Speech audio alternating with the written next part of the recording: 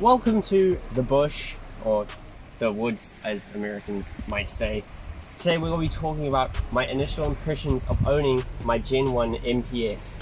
Which, is the torque steer really that bad? Gotta be comparing it to my G35 and an NA Mazda 3, front wheel drive versus rear wheel drive. Is it a hard manual to learn on? All that and much more coming up. Let's go.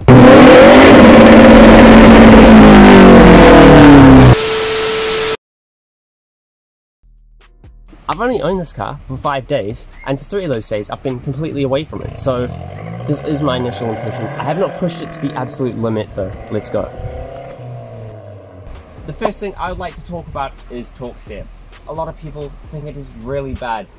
My mate at work said that his friend had one and sold it because it wanted to steer him into a wall. I've heard comments on YouTube where people would say they'd love one, but they're afraid they won't be able to, take a sip of coffee as they drive without fucking going into oncoming traffic. That's not going to happen. It is really not that bad, okay? If you're doing a pull with one arm on the wheel, yes, it will start to steer around a bit, but it's perfectly fine. Just hold on and it will be completely fine. It's not that bad. It's actually pretty fun. It's dramatic. Yeah. Another thing I would like to talk about is the power delivery on it. I did not expect this car to feel that torquey.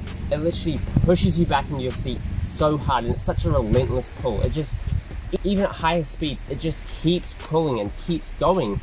Unlike, my G35. It's a very strong pull. I did not expect it. My G35 had 50 more horsepower, and this thing would smoke it from a roll, 100%. Another initial impression I like to talk about is the turbo lag. Now, people say there's basically no turbo lag. Look, there is turbo lag, obviously. That's how it works, right? There is not much, right? If you're on 5,000 RPM, you put your foot down, you will feel that the turbo is building boost, and that does take time. Not much time though. You can literally feel when the boost kicks in. You can feel when it's hit peak boost. It's good. Another thing people say is that the boost, dies out at a high RPM. I haven't really felt that yet. Maybe I will in a week's time. As of right now, I really don't think it's that noticeable. I don't know what you guys are doing, right? Because let's say if you did follow my Instagram, right? You would have found out about this car an entire week before YouTube found out about it, right? And maybe consider liking and subscribing, because yeah, Mazda Speed. Yeah. So now, front wheel drive versus rear wheel drive. Obviously, I was thinking, front wheel drive is a lot worse. That's what I thought too. Now, front wheel drive, honestly, is a reason why I kind of like the Speed 3 so much, right? Front wheel drive means it's a lot easier to break traction with your wheels, because as you set off, these are front wheels, the weight transfers back, you got less grip. The Speed 3, for example, has a lot skinnier tires than my G35. All that means is it loses traction so much easier. I've been on completely flat and dry roads in second gear with traction control on, and it spins through second.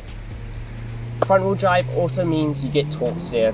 Like I said before, that's just dramatic, it's fun, I like it. Now let's compare it to my G35. The Speed 3 is so much more aggressive. Obviously, like I've said, you've got that boost light, you've got that torque steer, you've got that wheel spin.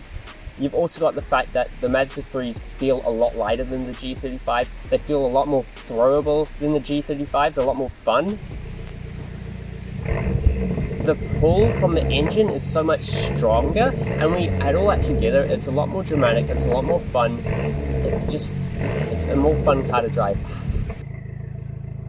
And now, of course, the G35, on the other hand, it is a lot more nice inside. It feels a lot more luxurious, it feels a lot more expensive, it feels a lot more quieter. Later on, we'll talk about another one of the G's advantages.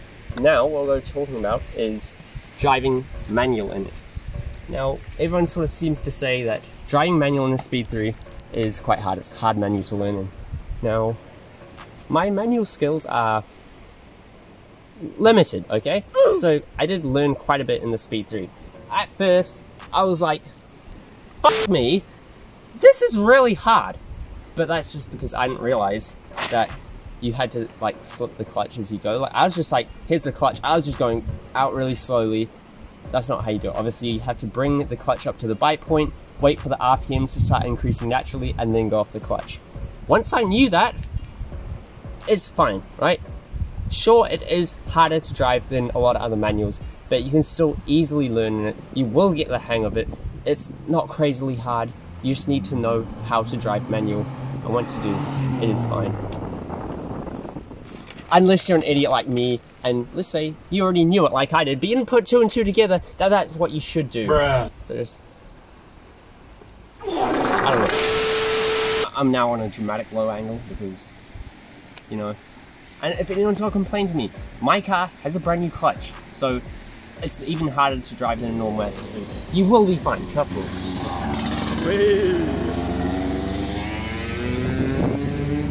Oh man, it's kind of sending it. God damn. Now, the next thing I want to talk about is handling. I have not had the chance to throw it around corners or anything like that, but even being in it, with the coilovers on, it feels like it just can fly through corners. And now this is a positive of my G35 that I do want to talk about. Now, the G35, it feels more like it's built for going around corners. That's because it's based on 350Z, which is a dedicated sports car platform.